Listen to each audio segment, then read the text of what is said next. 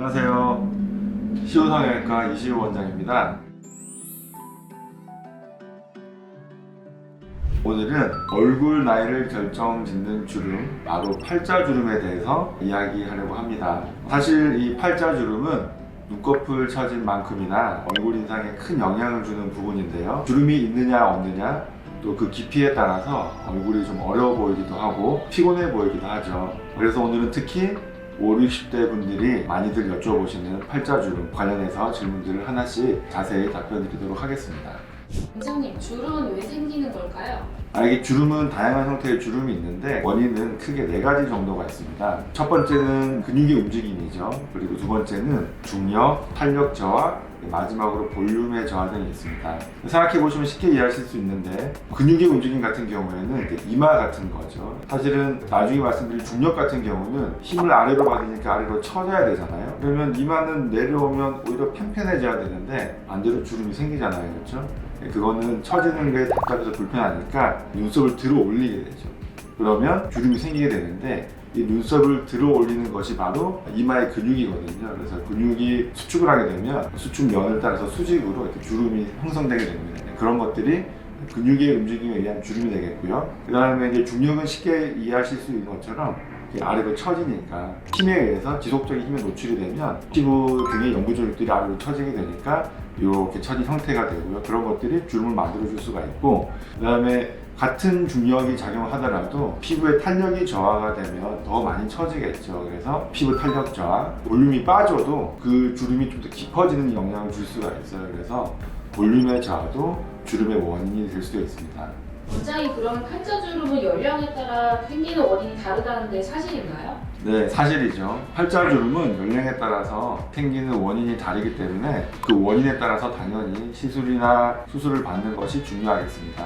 예를 들면 20대나 30대 같이 좀 젊은 연령층의 경우에는 처졌다기보다는 볼륨이 부족한 경우가 많이 있습니다. 볼살이 빠졌다거나 지방이 빠지면서 오히려 팔자주름이 조금 더 도드라져 보일 수가 있고요.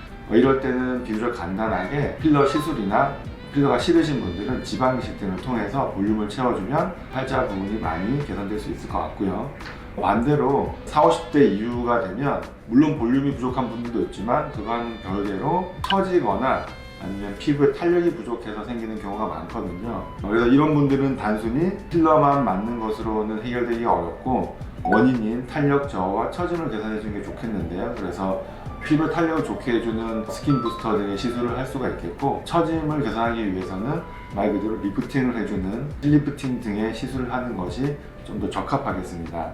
원장님, 5, 60대인 분들의 경우에도 필러만으로도 효과가 있을까요? 저희가 상담을 하다 보면 팔자주름을 간단하게 필러를 채워줘야 되겠다라고 생각하시는 분들이 많이들 계시는데요. 좀 더 연세가 있으신 분들의 주름은 필러만으로는 효과를 기대하기가 어렵습니다. 왜냐하면 앞서 말씀드린 것처럼 5, 60대 팔자주름의 원인은 사실 여러 가지가 복합적으로 작용을 하거든요. 그래서 5, 60대인 분들의 팔자주름은 앞볼이나 앞광대 이런 연부 조직이 이렇게 살이 처지면서 처지면 주름이 깊어지겠죠. 그런 원인들이 대부분이에요. 그래서 이런 경우에는 리프팅이랑 필러 시술을 함께 하는 것이 조금 더 적합할 수 있습니다.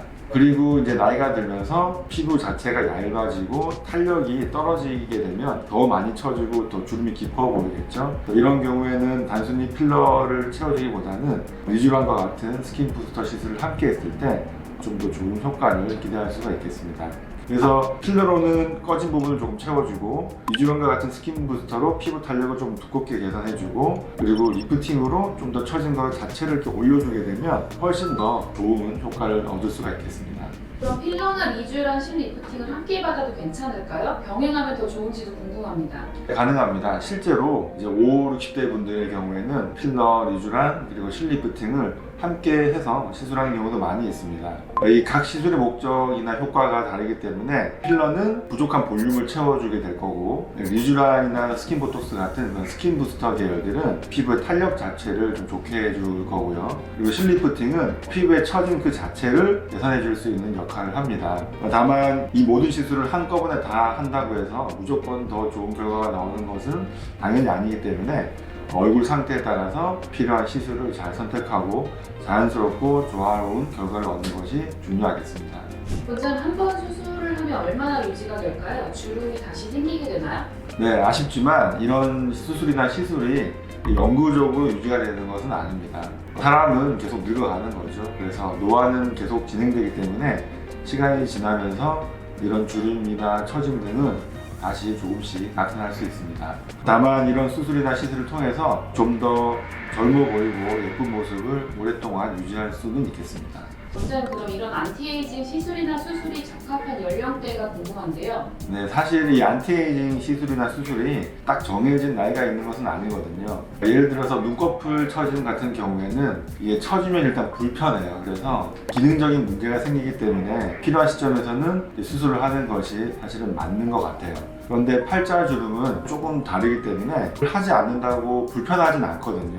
그렇기 때문에 반드시 해야 하는 것은 아니고 본인이 필요하다고 느껴질 때 그때 시술을 하시면 되겠습니다. 그래서 어떤 특정한 나이보다는 내 얼굴을 봤을 때 얼굴을 대하는 내 마음의 상태가 중요한 것 같아요. 지금 내 얼굴이 좀 나이 들어 보이고 그래서 스트레스를 받고 내가 좀 더 어려 보이면 내 생활이 즐겁고 좀 더 자신감도 생길 것 같다 라고 생각하면 그때 이제 시술을 하시면 되는 것이죠.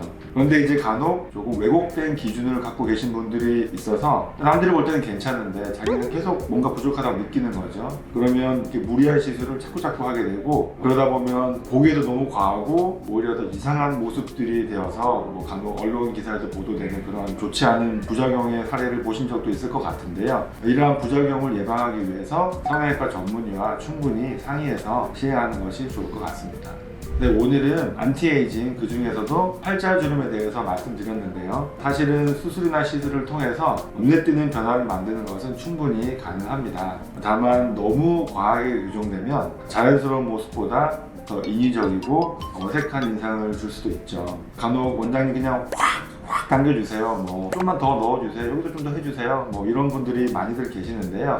당연히 그 마음은 저도 충분히 이해하지만 무조건 과하게 많이 한다고 해서 그게 좋은 결과가 나오는 것은 아니거든요. 결국 무엇보다도 중요한 것은 시술이나 수술을 통해서 내 얼굴이 자연스럽게 젊어지는 것입니다. 그래서 이를 위해서는 전문의와 충분히 상담을 통해서 내 얼굴에 아주 알맞는 적합한 방법으로 안전하게 진행하는 것이 가장 중요하고 좋겠습니다.